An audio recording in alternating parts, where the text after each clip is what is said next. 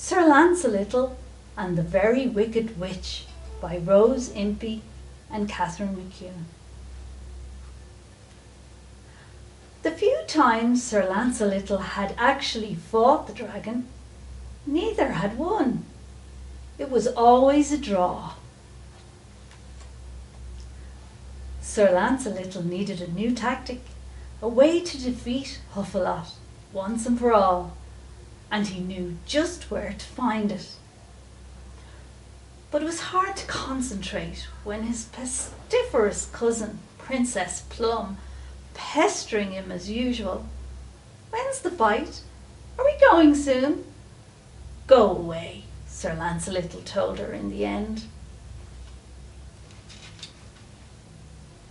Finally, Sir Lancelot found his new idea, the element of surprise. He'd never tried that. Usually, he sent a challenge warning Huffalot he was coming. Today, he would surprise him. Aha! Outside the castle, Princess Plum had an idea of her own. She would go on ahead of her cousin to Huffalot's cave. She would be there, waiting when he arrived.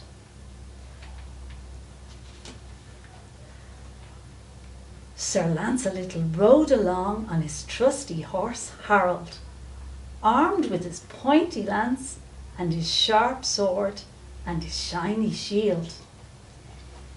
He pictured Huffalot snoring in his cave, completely unaware that his number one enemy was on his way. Today was the day that Huffalot would huff his last.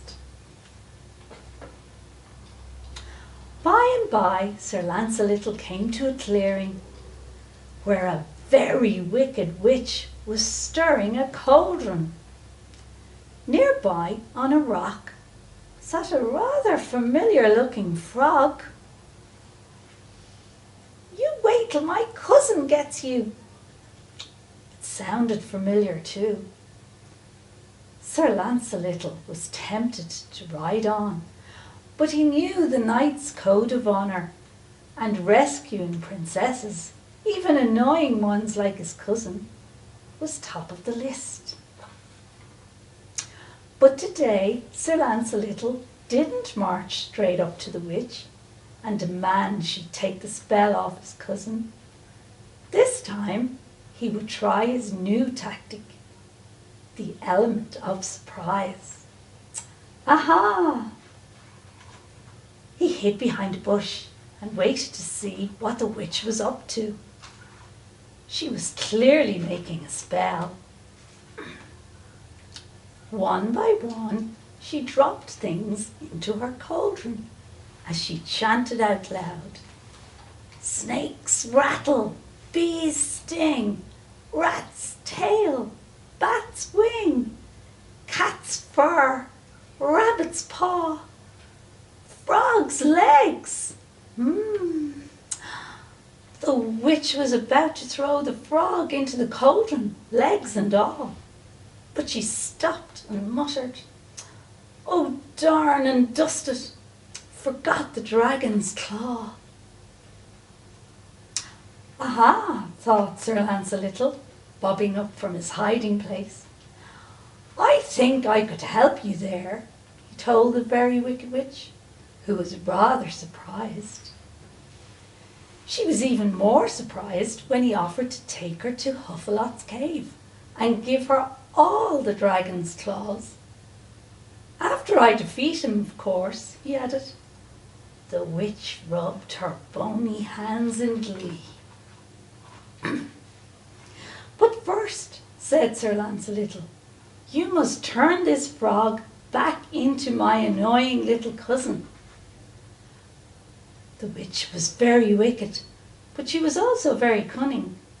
It was no easy matter to find a dragon, whereas she could easily find another frog or another princess she could turn into one. She muttered a few magic words, and suddenly there was Princess Plum sitting on the rock looking hot and cross. "Now, let's get going, screeched the witch.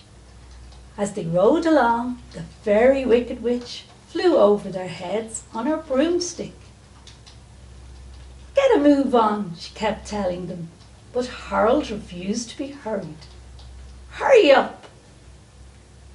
Princess Plum asked Sir Lancelot how he meant to defeat the dragon this time. Aha, he said proudly, the element of surprise. This time, Huffalot doesn't know I'm coming. Uh-oh, thought Princess Plum.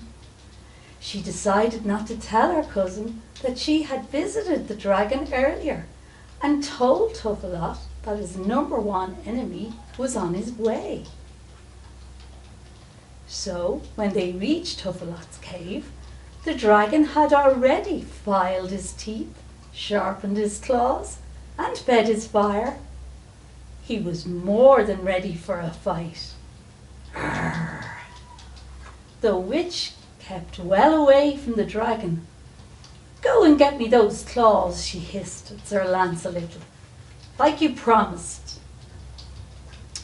When Huffalot heard this, he was furious. No way was that pointy-nosed witch getting hold of his claws. The dragon opened his mouth and huffed and puffed. Huge flames licked up into the sky, setting light to the witch's broomstick. Help, she screeched as she disappeared into the distance. Sir Lancelot and the dragon watched her go. And how exactly did you plan to defeat me this time?